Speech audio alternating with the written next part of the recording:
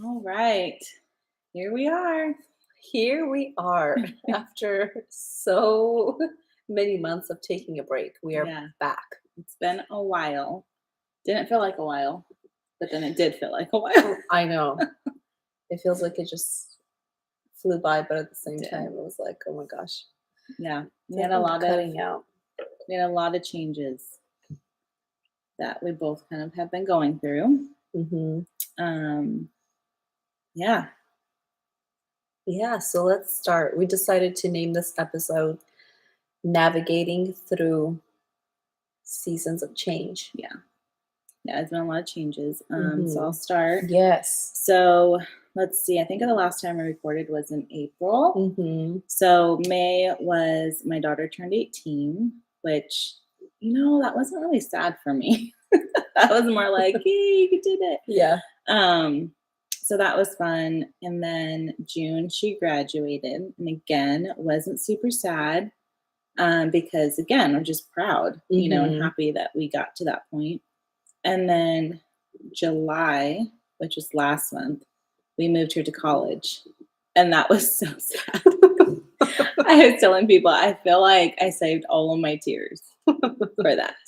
Yeah. Um, I was doing pretty good until the Sunday before we moved her.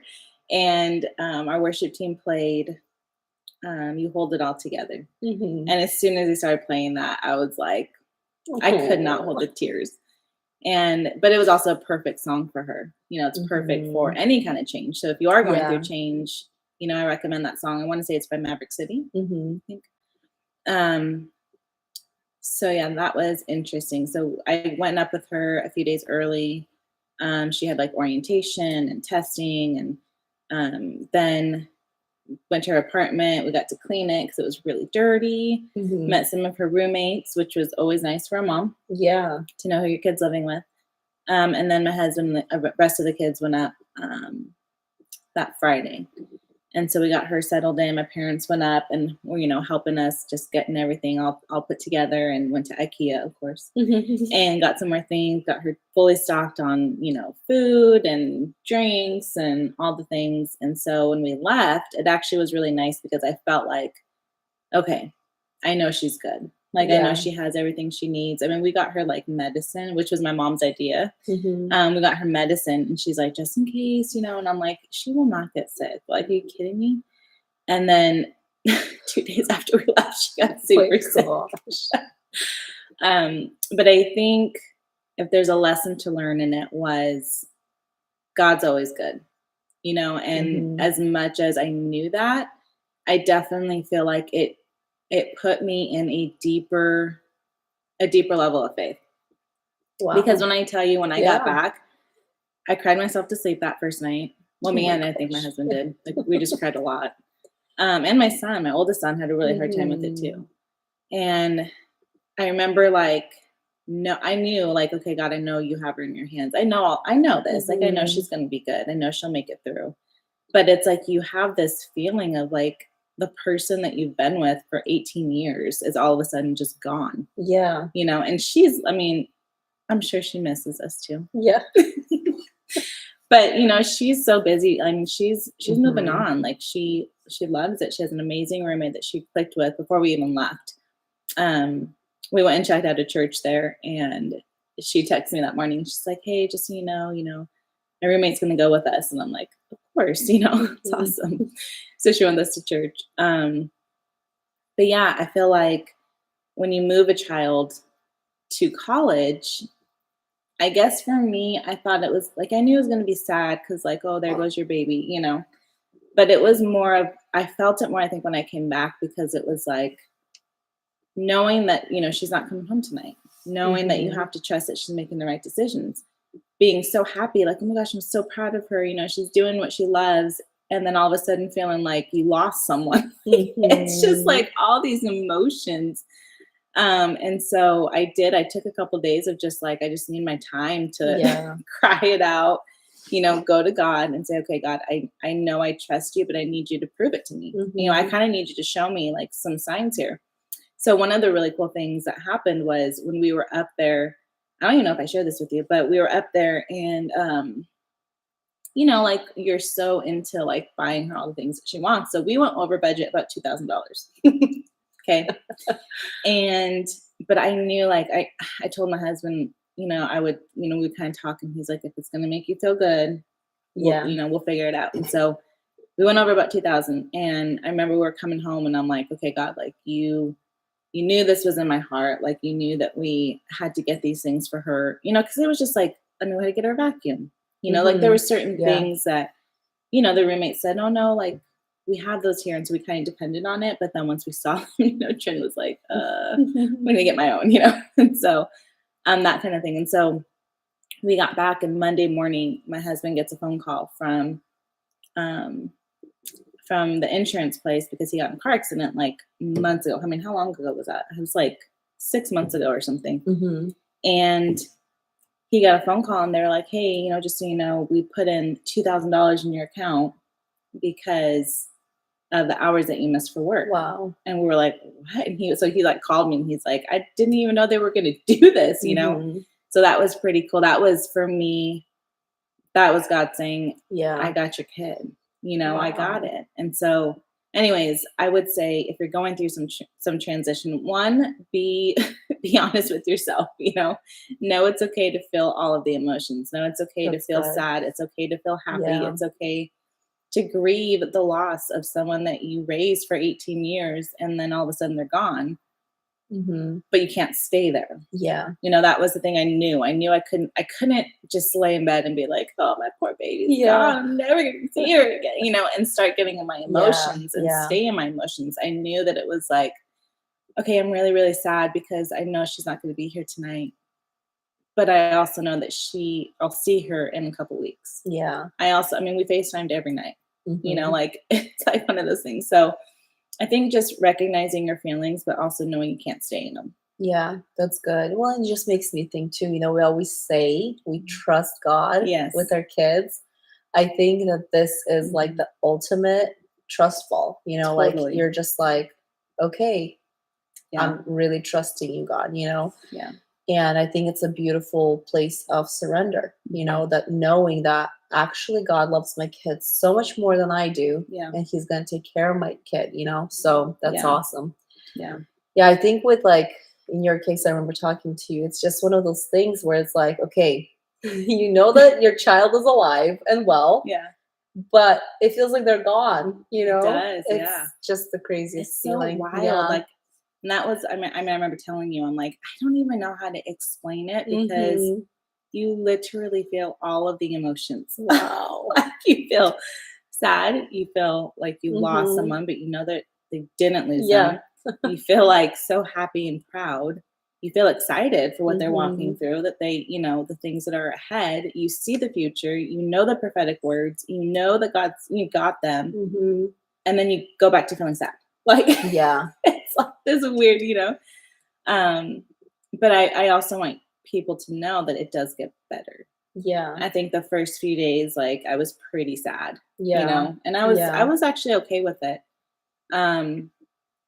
Even though I don't know. I just don't remember anyone telling me like, I remember people saying like, oh, you just wait till you take them. Just wait till you take them to college, And I'm like, oh, okay, I know I'm probably really sad, but nobody actually told me like, these are the feelings you're going to have. You're going to have all these emotions, And so the first few days I just was trying to figure it out. Like, how do you have these emotions and trust God, Mhm. So, but then as the days went on, it was more of waves would come, where all of a sudden I'd be at work and I'd be like, oh, I miss her. And my boss was really good. She'd always be like, if you need to go take a couple minutes and cry, it's okay.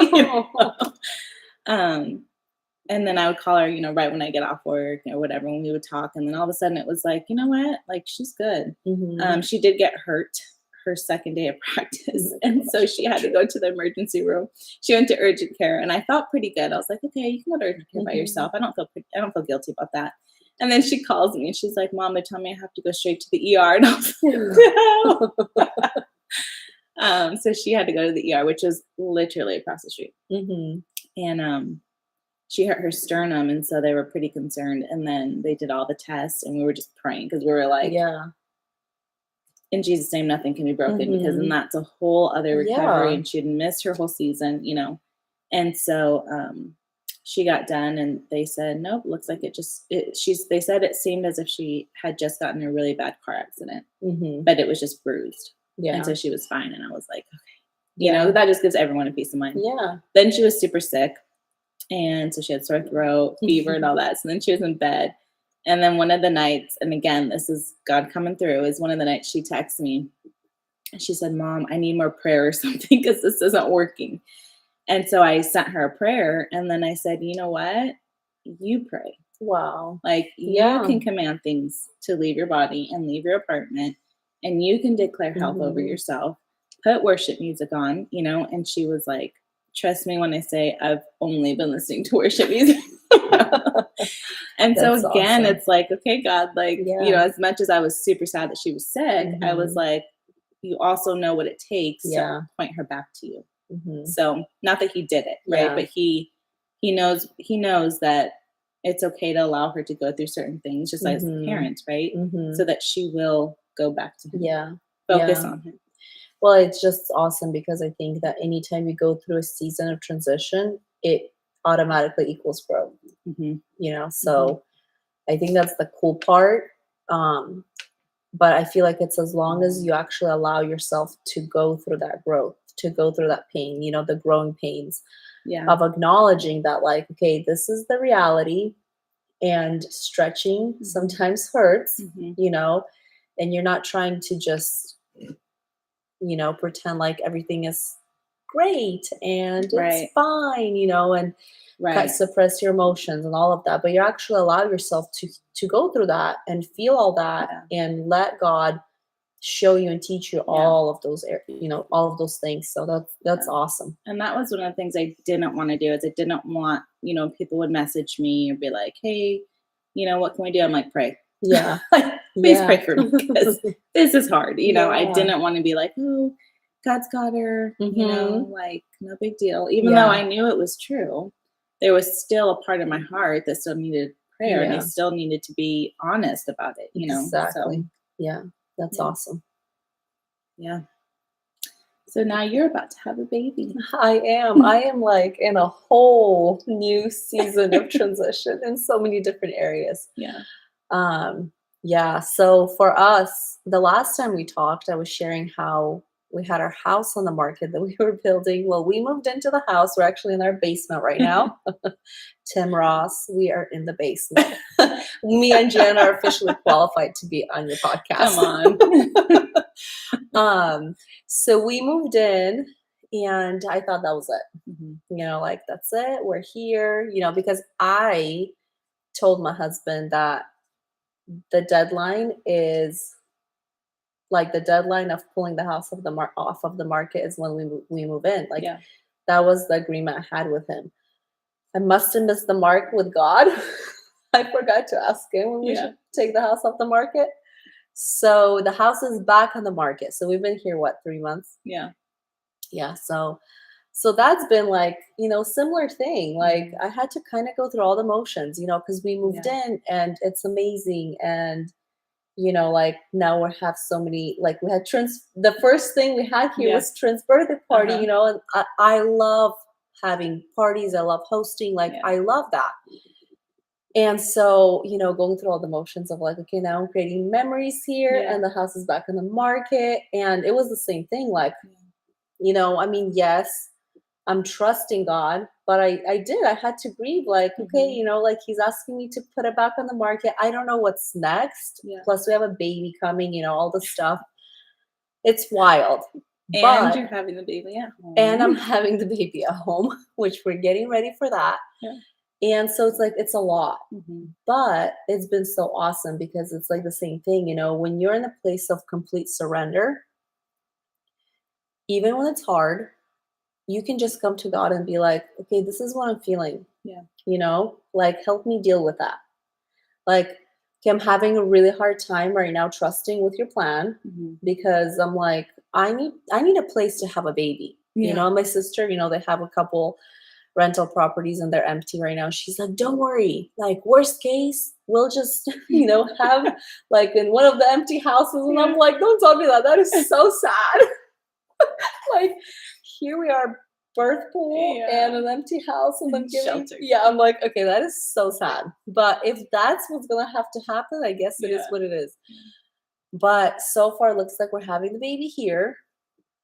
And, it's just been a season of transition, like getting ready for that mentally, physically, Yeah, because you're going spiritually. from 4 to 5. Yes. Not to be Debbie Downer, man, but 4 to 5 was pretty hard for me. Jenna keeps telling me that. I'm like, please don't tell me this.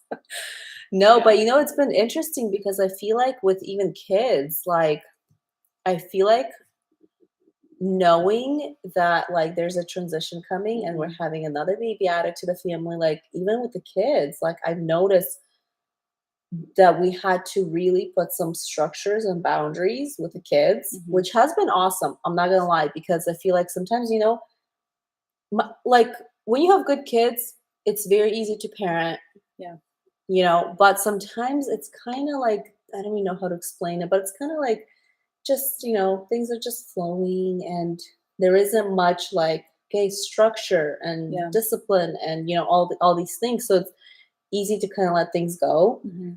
But I feel like God has really been preparing me and the kids. So it's been a season of stretching in the parenting department, especially with like the little ones. But it's been awesome because God has been really teaching me and them like structure, boundaries, discipline, things like that. And so, and just, giving me different strategies with each child, because there is a different age. William's going to be 3, Alec is 5, Aaliyah's going to be 8, Michael just turned 10. So, and each kid is like at that age where they need different things. Like Michael, he needs more of just one-on-one, just talking, he needs that kind. Aaliyah is similar. She's there, Alec needs more discipline. He's the 5-year-old. And William needs twice the discipline that Alec needs. So it's been really fun. But it's been so good. Like I have really been seeing the difference in them because again, there's structure, there is repetition, there is, all these things, because I know that once the baby's here, if I don't get those things in order, it's going to be hard on all of us, so so we're kind of been in that, that season of transition ourselves. And I feel like probably a lot of people are. And then we're going into, getting ready for fall, which is a whole other transition. We homeschool, and so I'm at the point now where I'm like, I probably should order curriculum. I had a friend reach out and she's like, hey, what curriculum do you use for homeschooling? I'm like, here's a list, because it just depends on the subject and stuff. But it's it'll be fun. Fall will be fun. We have soccer, football. So we have 3 in soccer. One's in college soccer. And then Gio's starting football. And I'm like, oh yeah. Oh my gosh. Talk about sports on top of it all. But it's, it's awesome. I'm excited. I'm excited for fall. And then for church, we went through some transition. So we took a 4-week break from the building. So, I like to make that very clear that we took a 4-week break from the building for meeting every Sunday. So our church is, it's on the mega church. And so usually the people that are serving in some capacity every Sunday. And we, when God tells you something, like he kind of tells you multiple times, and we kind of kept getting this feeling of like, I think we need to take a break. But I was like, I don't know how that, could actually work. Like, how do you take a break from church? I couldn't comprehend. And then we were visiting a friend's church, and I overheard them talking, and she was saying how, they're taking 4 weeks off the building. And I was like, what? Like, cause that's what we had been feeling. And so I was fighting it because I'm like, how do you take time off? Like, what about the new people? What about people that are like wanting to go to church, And so I remember just sitting down, and I was, me and my husband and Pastor Clyde were all kind of praying about it. And I remember sitting down and asking God, like, that was my biggest question because one of the things I was like, okay, I can kind of see like us taking a 4-week break, but then, cause it's like normal, right? Like a sabbatical is what they call it. But then I was like, well, what about the team? Like the team puts in just as much work. I mean, okay, yeah, we have other things that we have to figure out and decide, Mhm. but you guys are still putting in work, And so I was like, that just doesn't make sense to me. Like, why wouldn't we all take a break? And so then I asked God, I said, okay, but what about the new people? What about people that, are wanting to come on a Sunday? And he told me, he said, who said that church had to be in the building on Sunday? That's right. Right. So if you have someone, so let's say you have someone that wants to go to Mhm. church, then you can invite them into your home Yeah. and have church. Like Mhm. we're not stopping people from Yeah. church, right? We're stopping people from the Sunday, what you would probably consider church, but that doesn't mean that we're not still having events. We're not still bringing people into our homes. And so he kind of created this plan. And when I say this happened within like 48 hours, Yeah, literally. it was 48 Yeah. hours. And so he just started, creating this plan of people, so we asked the team like, hey, when do you want to open your home? And all these. And so then we get done and I'm just laughing because I'm like, we have more events and opportunities now in the next 4 weeks Mhm. than if we were just to have church on Sunday. I literally thought about that. Yeah. So I'm like, God, you're so Literally, good. yeah. Like he knew, Mhm. and then we're creating this deeper community and yet not having to worry about the Mhm. logistical side of a Sunday, Yeah. which people may not necessarily realize how much goes into that. Yeah. So, anywho. Yeah, no, that's awesome. That's awesome. Well, and I not knowing that God was telling you guys to do Right. that. Yes.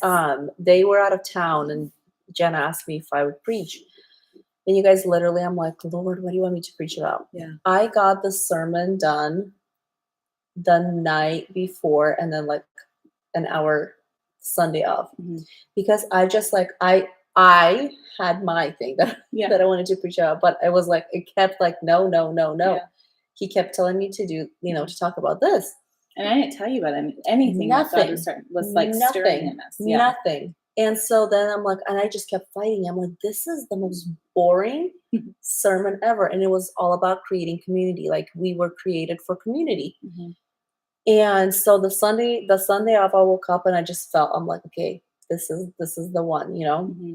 So, I preached and it resonated with everybody. Oh, yeah. I remember seeing everyone's like, dude, that was such a fire word. I mean, they're texting us like it was such a fire word.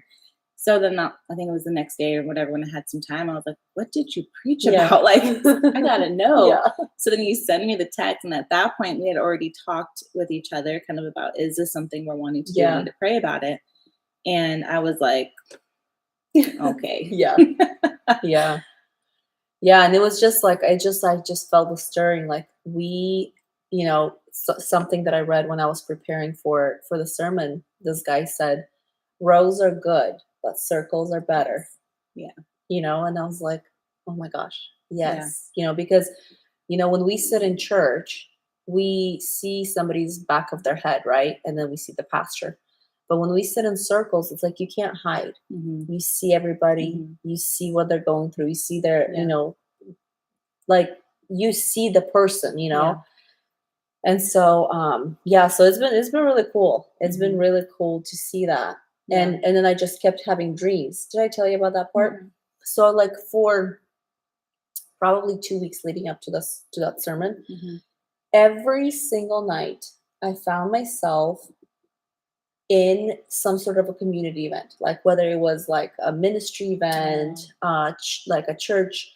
I even at one point was in the woods, and it was some sort of event. And every single night, and in each dream, it was like different things we were doing. One was a ministry event, so it's like you're ministering. The other one, you're like, literally, I was fighting off demonic stuff. Yeah. Other ones were just like fun things, So like leading up to the sermon, I kept having dreams where I'm in some sort of community thing, Yeah. And so then I asked the Holy Spirit, I'm like, what are you trying to tell me? And it was like, we need to have communities. Like that is what people want. And he just showed like, there will be a community where it's like, people are just looking to have, like, they just need connection. They just need friends. Somebody needs to come to a place where it's like, they want to feel what it's like to be a part of a family. Yeah. Some maybe need prayer. Some maybe just want to be in a place of worship, like all these different things. So it was just so cool. That's so funny because our events are all like, they're all different. Like all different. So we had prayer and worship at your house on Tuesday, which was fire. And then we had, which here's the thing though, is we had people come that wouldn't typically come on a Sunday. Exactly. Right. And that's what it's about. And then, we had like a men's breakfast, which is just, you're going to go eat breakfast. Yeah. Right. But you're still building community. Yes. And so, yeah, that's so cool. Yeah. So that was kind of how, just leading up to that. So, so yeah, I think I love when you told me at first, I was like hysterically laughing because I'm like, what do you mean we're not going to have church for a month? Like, what is that going to look like? And I think that a lot of people like change is hard. It is. Yeah. And just acknowledging that. But I also think that change is so beautiful. Yeah. And I know like when we announced it at church, I told them, I said, it's going to mess with a lot of people. This is going to mess with your mind. Yeah. Right. Because you think like, it's like church is a Sunday and I show up at the same time and I come and sit in this seat and I know that there's going to be this many worship songs and then I know that you're going to preach for this amount of time and then we're done and then we go eat lunch. Yeah. Like that's what we do, and so I knew like that didn't bother me. Like getting rid of that didn't bother me at all. But I couldn't figure out the why. And that's what was bothering me with God. And so it wasn't until he made the decision. And then he was like, okay, now I'm going to start talking to you about why. I knew it was like, okay, well, in my, what I was getting was, okay, it's going to give us some time to rest. But here's the thing is I didn't feel like I needed rest at that point. We had already had the crazy busy June, July, which is that was the busiest for us. Yeah. So the weekend that you preached, we were moving trend. And it was like, well, after this, it's going to be pretty easy. Like we're going to be here. Like all, the craziness of the busyness was done. So I was like, well, I don't really need rest. Like, you know what I mean? Like it didn't make sense to me. Like it's time to take a break now. If you had told me that a month ago, God, I would have been like, heck yeah, yes, please. That makes sense. So it wasn't even that I felt like we were going to be too busy. Yeah. That we need to take a break. So that's where it was like, you're not telling me everything, God. That's where it was, and then when we sat down and I started seeing like, oh, I'm actually seeing these events happening. Like, okay, so we're going to open homes, which is what we always preach about. Yeah. We always preach about that the church isn't just a building. We always talk about going out, and making community and bringing people into your homes. Yet are we doing it? So then when he started challenging us, I was like, wow. Okay. Yeah. I see what you're doing. Yeah. Well, I mean, let me tell you how much we are creatures of habit. William is 3 and he on Sunday, okay, first of all, so he, poor thing, this was our last Sunday in the building.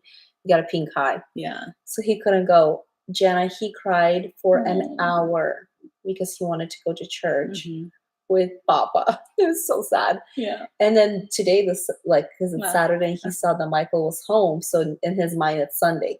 Okay. So he's like, are we going to church? Are we going to church? I'm like, no, we're not going to have church for a couple of weeks, But even he's so little and it's like, it's a habit, right? And so it just makes me think like when we have to interrupt, when we have to like, when something is interrupted in our life, again, I feel like it opens up our mind to the possibility of what else is possible because we're so used to like, okay, well, every Sunday, 10:45 church, like you said, it's like it's this habit of doing things, but when we actually break,